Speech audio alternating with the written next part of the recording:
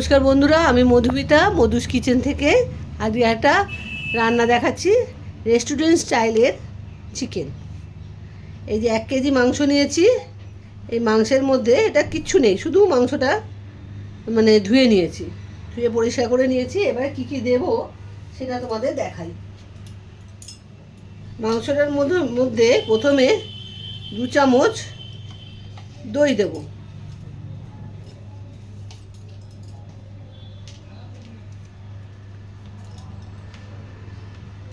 1 চামচ উঁচু উঁচু করে 1 চামচ আদা রসুনের পেস্ট দেব। এবারে এটাকে ভালো করে মেখে নিতে হবে, হাত দিয়েই আমি মাখছি।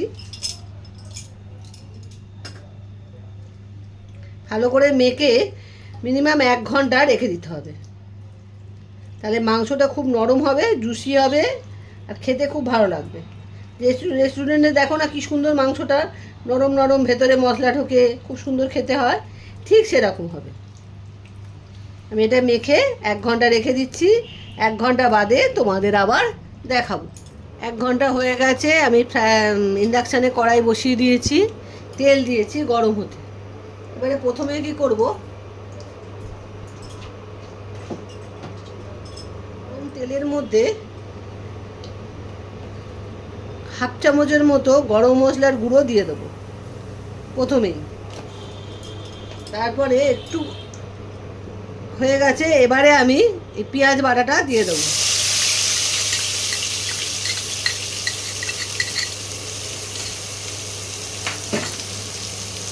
তিনখানা মাঝারি সাইজের পেঁয়াজ বেটে নিয়েছি। এবারে ভালো করে পেঁয়াজটাকে একটু কষিয়ে নেব।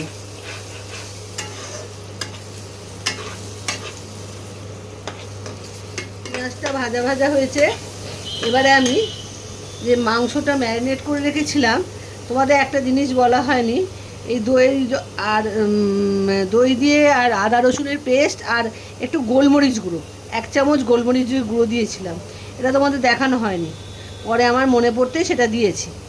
1 চামচ গোলমরিচের গুঁড়ো দিয়ে 1 ঘন্টা রেখে দিয়েছিলাম। এবারে এই পেঁয়াজের মধ্যে মাংসটা দিয়ে দেবো।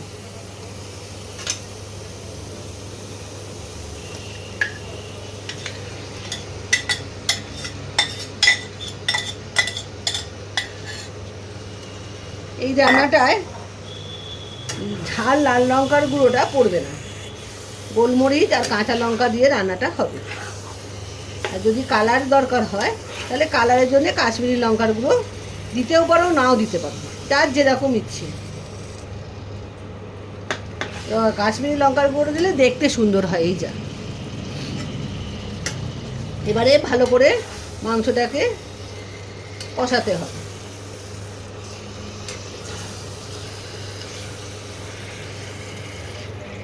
ভালো করে মাংসটাকে কষিয়ে নিই। তারপরে আবার আরও কিছু জিনিস আছে, সেগুলো আরও কিছু মশলা সেগুলো আছে, সেগুলো দিতে হবে। আগে মাংসটাকে ভালো করে কষিয়ে নিই। কিছুটা মাংস কষানো হয়েছে, পুরো কষানো এখনও কমপ্লিট হয়নি। এর মধ্যে একটু নুন দিতে হবে।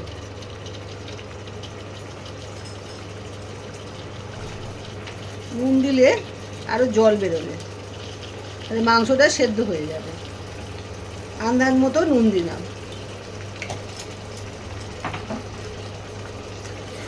এবারে আরও কষাতে হবে। এখনও তেল আর মশলা আলাদা হয়নি। তেল আর মশলা আলাদা হলে তখন কষানো কমপ্লিট। এর মধ্যে আর একটা জিনিস দিতে হবে, যে আমি একটা পেস্ট করে রেখেছি, কাজু বাদাম, চালমগজ আর কাঁচা লঙ্কা, এই 3টে দিয়ে একটা পেস্ট করে রেখেছি। এই পেস্টটা এবারে আমি দেবো।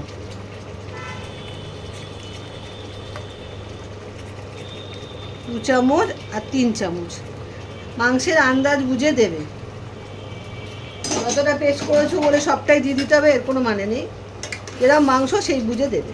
আমি আপাতত 3 চামচ দিলাম, দেখি তার লাগলে দেবো, না লাগলে দেবো না। এবার এটা দিয়ে ভালো করে আবার কষাতে হবে। এইবারে তেল ছাড়া অবধি ওয়েট করতে হবে। মশলার সঙ্গে তেল আলাদা হবে, তারপরে অন্য কিছু আবার দেব।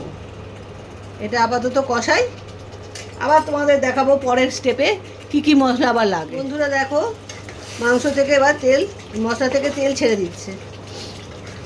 এই দেখো চারদিক দিয়ে তেল তেল ছাড়ছে মশলা থেকে। এইভাবে মাংসটাকে কষাতে হবে, যতক্ষণ না তেল ছাড়বে ততক্ষণ কিন্তু মাংসটা কষাতে হবে।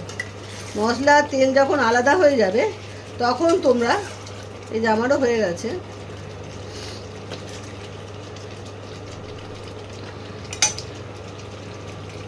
এই রান্নাটায় জল পড়ে না, দুধ দিতে হবে। এই দুধ দিয়ে দিলাম,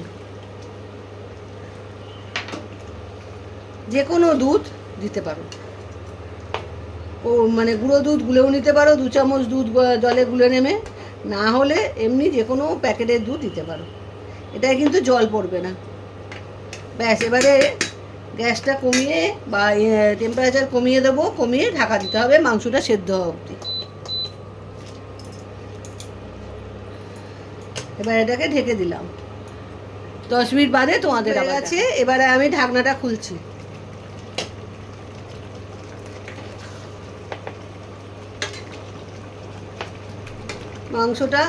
মাংসটা হয়ে গেছে। এবারে আমি